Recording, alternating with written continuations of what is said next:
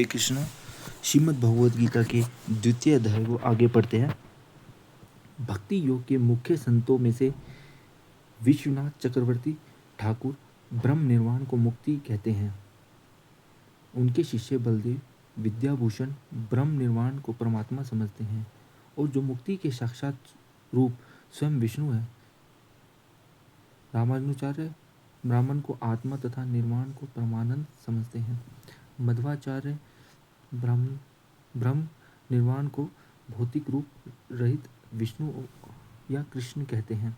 किसी भी तरह से कृष्ण भक्त कभी भी निराकार ब्राह्मण में या शून्यता में मुक्ति को स्वीकार नहीं करते, क्योंकि वे केवल कृष्ण की सेवा चाहते हैं और वैसे भी वे पहले ही विमुक्त होते हैं। सभी जीवों के हृदय में प्रतिष्ठित परम सत्य की अनुभूति को ही परमात्मा कहते हैं। जगत के पालनकर्ता जो प्रत्येक भौतिक पदार्थ के कण के भीतर है, वह उनके मध्य में स्थित होते हैं। परम सत्य के व्यक्तित्व सहित स्वरूप की अनुभूति को ही भगवान कहते हैं।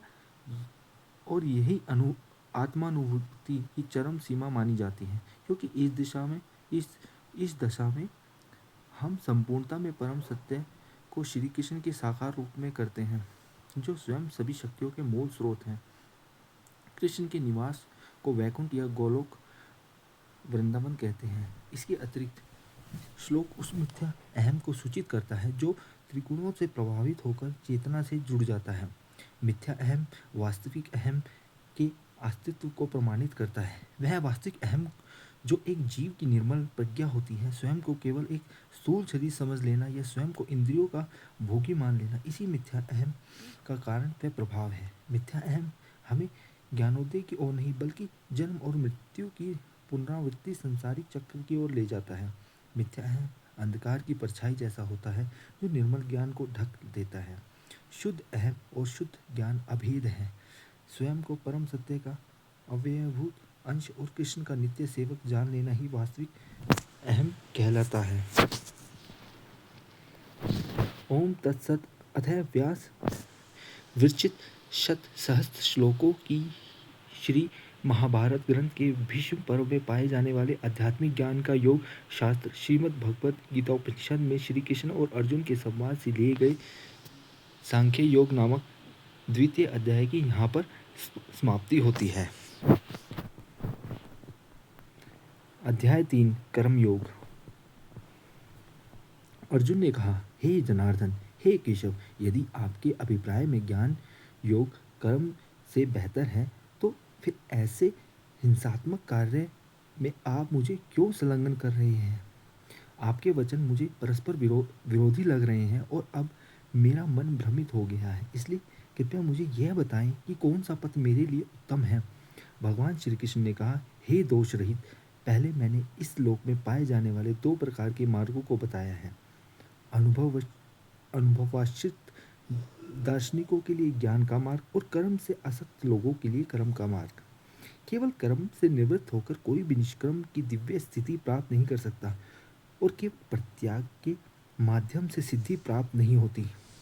कोई एक पल के लिए भी कर्म से निवृत्त नहीं हो सकता। वास्तव में त्रिगुणों के प्रभाव से सभी जीव कर्म करने के लिए विवश हो जाते हैं।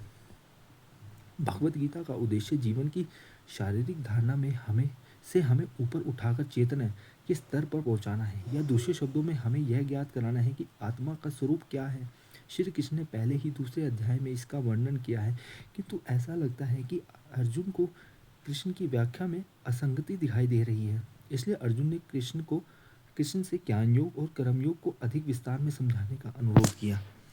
नए लोगों में यह उलझन सामान्य है। क्या कोई सांसारिक प्रसंगों से अछूत होकर एक बार ज्ञानी बन जाए या अपने निर्धारित कर्तव्यों का निर्वाह करे? अंततः कृष्ण के उपदेशों से हमें यह समझना चाहिए कि ज्ञान और उचित कर्म दोनों ही परस्पर एक दूसरे पर निर्भर हैं। एक के बिना दूसरा अधूरा है। वे कर्म जिन्हें कभी कभी धार्मिक माना जाता है, बिना तात्विक आधार के वे केवल भावनात्मक हैं, और साधना विहित रहित तत्व ज्ञान केवल एक परिकल्पना है। ठोस तात्विक की आधार रहित धार्मिक विधियां प्राय धर्मांधता की ओर ले जाती हैं, जिसका परिणाम विनाश और मृत्यु है। हमारी आधुनिक दुनिया इस समस्या को भली भांति जानती है। जो मानव जीवन की परिपूर्णता प्राप्त करना चाहता है उसके लिए तत्वज्ञान और साधना की परस्पर निर्भरता अपरिहार्य है। क्योंकि कोई भी कार्य उचित ज्ञान सहित ही करना चाहिए।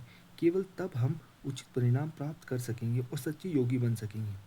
जो बाहर से इंद्रियों का निग्रह करे किंतु मानसिक स्तर पर विषय वस्तुओं का चिंतन करे वह पाखंडी कहलाता है। जबकि हे अर्जुन, जो व्यक्ति अपने मन के द्वारा इंद्रियों को वश में रखे और बिना किसी लगाव के कर्मयोग में नियुक्त रहे वह श्रेष्ठतर है। हरे कृष्णा।